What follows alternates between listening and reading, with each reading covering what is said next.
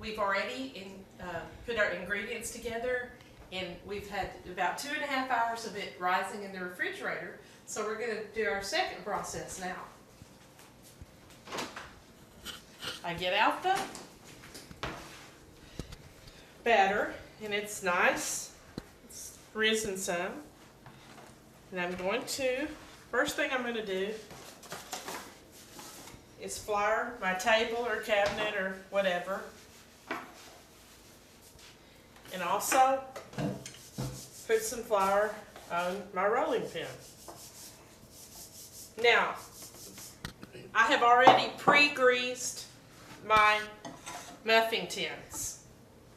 So you just grease it with the Crisco, your muffin tins, prior to this.